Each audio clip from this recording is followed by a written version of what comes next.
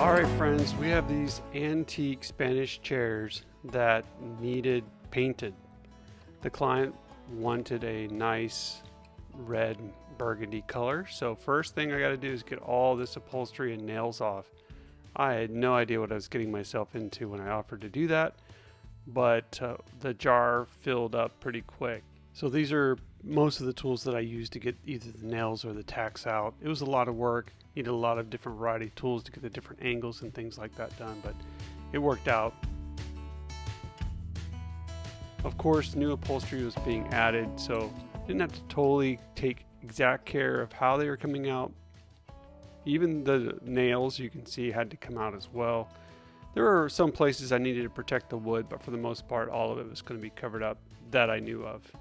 So you can just imagine the dozens and dozens of nails and tacks that I had to remove. Here you can see just some of the damage and leftover residue and things like that that needed to be fixed. So we're going to go in there, get these nails out. I don't know how many times it was repaired. I'm guessing somebody sat on it wrong. I don't know. But that damage wasn't really clear until I removed all the upholstery of what I was getting into. 2-inch nails, finished nails, but I'm going to take those out. You can see the crack part that I'm going to have to glue. So here I'm clamping back on the wood pieces with some simple clamps just to make sure that everything is good, has good integrity.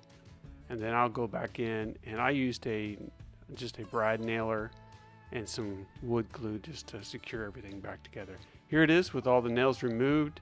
I think the best thing I can do next is to give it a little bit of sand. And I don't even think this is a complete jar, but here we go, just taking just a little bit of sandpaper to remove some of the loose wood and just some of the flaky veneer or stain, if you will. Just giving it a nice scuff sand almost, getting rid of some of the glue and any of the tackiness that may have been there. I just want a nice clean surface for me to apply Dixie Belle's Boss. Of course, before I apply the light or the gray Boss, I'm going to give it a good cleaning with White Lightning. I wish I had my Lazy Susan here. For some reason I didn't use them. It would have been nice to help spin these chairs around, but just give it a really good coat of, or 1 or 2 coats of Boss, just to give it a nice foundation. And you never know if any bleed through is going to happen, so give them a good coat. I did paint most all of the wood, except for some areas I just knew for sure weren't going to be seen once they were upholstered. I do want to come in here with Dixie Belle's chalk mineral paint and give them a beautiful color, and I'll go into that in just a moment. So you can see the back boards didn't get painted, but most everything else did. I'm using Muscadine Wine. They wanted a nice rich red tone. Right now it kind of looks a little bright, but it's gonna get richer once we put the top coat on there. Now for the next part, I used coffee bean inside the recessed areas of the decoration because I wanted those to pop out more.